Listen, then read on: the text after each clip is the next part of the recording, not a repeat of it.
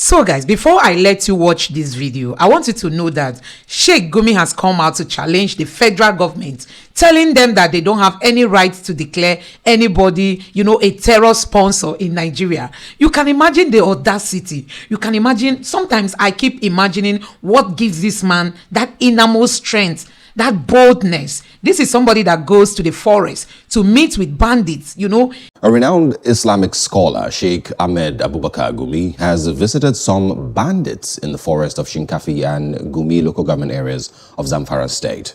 It was gathered that Gumi's visit to the camps was to spread the message of Islam and peace to the Fulani herdsmen and rid the country of kidnappings and banditry.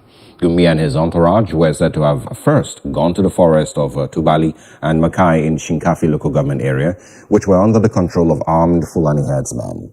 He chats with them, he knows where to locate them, and don't forget, this is coming after his right-hand man was also included among those sponsoring terror in Nigeria. So many Nigerians have wondered why Gumi's name was not mentioned, because he understands the in and out of these people, and Nigerians know that he's the one that mostly negotiates anytime there is something like kidnapping that happened, and Nigerians are like saying that this man may be having some backup from these terrorists. And let me just allow you watch some of these videos. I think Gumi is assuming that we have forgotten, but some of us have not forgotten, that when people were kidnapped on the train attack, a very close associate of Gumi, I can even say his right-hand man, came out to say he is the one, or he is dialoguing on behalf with the bandits. At the end, it ended up in crisis, it ended up in a shameful thing. Because we are in Nigeria, the story is not longer coming out, but up to today, the matter has not ended, because he was arrested by Interpol in Egypt, brought back to Nigeria. Things were found in his house. What he called negotiation turns out to be like a business. So when people claim, or when people say that they want to negotiate on behalf of government, they should first of all be sure that they are honest and transparent in what is happening. I've been around for some years. I was also involved in the previous effort to get people who were kidnapped either by the train, on the train, or students. And so I know a little about some of these stories. And I want to beg Gumi that it is too early for us to start talking about this. We have criminals tormenting fellow Nigerians. We have people who have no regard for government and constituted authority. Tell me, what is the crime of innocent children that you go and adopt them? What have they done? If government have not done you well, is it the parents of these children that have not done you well that you go and take them to the bush and punish them? We know how much as Baptist Church and the Christian community in Kaduna State we pay to get our 121 children that were adopted in the Bethel Baptist High School. We paid over 250 million. And I also know the role some of these funny negotiators play. So it is not right for people to start saying this. If you want to connect with Tinubu, just say, Tinubu, I want to see you. I also want to be one of those who come around. But don't hide under this kind of unfortunate incident and say that we should negotiate. What exactly is the grievances of this bandit? What have we done to them? What have the Nigerian community done to them that they are angry? So that we can apologize and talk about it. We don't even know what they are doing. So what negotiation are we? You went to the bush several times and came back. What do we really have about the conversations surrounding your subject? I do understand these things, but I'm not comfortable knowing what happened some years ago, and I don't want us to go back. I want to see the current administration stamping our ground. Okay, so what do you suggest that religious leaders, what role do you suggest they can play in promoting peace and actually resolving conflicts of this manner, in the country?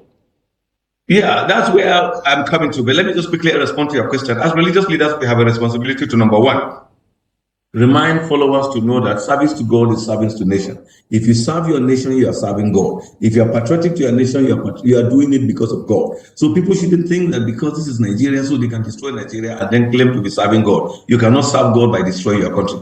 In the Bible tells us that every person is subject to governing authority, because God constitutes the governing authority to regulate and ensure things are done in order. So when people become terrorists, when people terrorize Nigerians, destroy police stations, kill and maim soldiers, and they say they are serving God, I have a lot of concern about that. So religious leaders have a responsibility to tell people who are doing wrong but hiding under religion that what they are doing is a disservice to their faith. The fact about it is that they are giving their religion a bad name. That is one thing. As religious leaders, we must continue this preaching. We must also engage with other faiths to see that the voice is in unison. It's not just one side. We are not coming to debate these verses. We are talking about Nigeria. We are coming to say, look, as religious leaders, whether you are Christian, Muslim, whether you are Hindu or Buddhist, whatever religion you belong, you have a responsibility to ensure that Nigerian is peaceful, Nigerian is safe. If you terrorize Nigerian, if you cause Nigerian pain, you are not doing good. That's one role religious leaders can play. They cannot even come out publicly. Like when Gumi started it, he did say, and I quote, that his aim to go to them was to preach to them Islam. And I think that should be what we should do. Remind them that you are hiding under faith,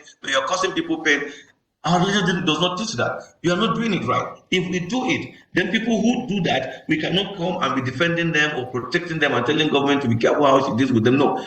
An enemy of the state should be dealt with by the authority and the powers that be in Nigeria. And not only by that. You see, we have a constitution. The responsibility of securing lives and properties in this country is shouldered on government. So if anybody comes to terrorize Nigerians, to make things difficult for Nigerians, as a faith leader, my job is to remind government to remember what the constitution or the powers that they have under the constitution. They should not compromise it because that is why they are there. If they cannot do it, then let them resign. All right, just before I let you go, given the escalating insecurity in the country, do you think there is a need for more concerted efforts from religious leaders to address these particular issues, particularly from the grassroots?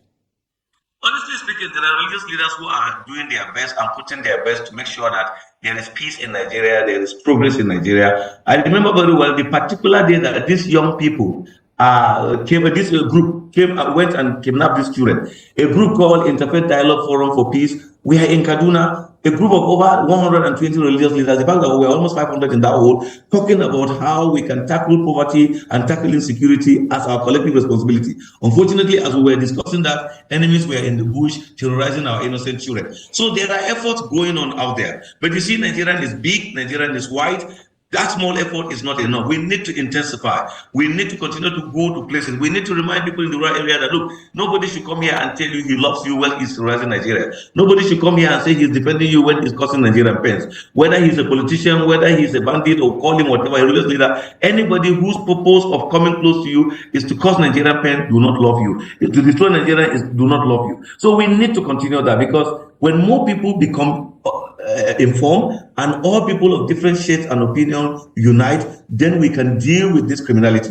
This criminality is growing strong in Nigeria simply for one reason. Before they started, they softly divided us. They divided us along religious line, divided us along ethnic line, divided us along regional line, and then when we were divided, then they started operating. That's why we find it difficult to unite, to chase them away. Instead, we accuse each other, fight each other when they are destroying all of us. So we must close ranks and unite, and never show that we are sympathetic to one group or trying to be nice to one group. A criminal is a criminal. An enemy of a country is an enemy of a country. Whether he goes to church or go to mosque, we must not shield him. A criminal is a criminal no matter what. So guys, you have seen what is happening in Nigeria. Sheikh Gumi speaks for the bandits. He tells Nigeria to negotiate with these bandits, listen to them, know what their problems are, and commit to doing whatever they demand. And now his cohort is being mentioned as one of those sponsoring terror in Nigeria. And he has come out to defend him and saying that the federal government does not have the authority to declare anybody a terror sponsor. Nigerians, I'm just wondering, if it were to be somebody from another tribe that said this, they would have asked the DSS to go arrest him. But this Nigeria, that's why sometimes people keep saying one Nigeria is a joke. And you look at it, it's really playing out in reality. Honestly, these are some of the things we must condemn. Under normal circumstances, Gumi should be arrested. Gumi should be taken into custody. Gumi should be asked about those who are terrorizing Nigeria, because he has got enough of information to share.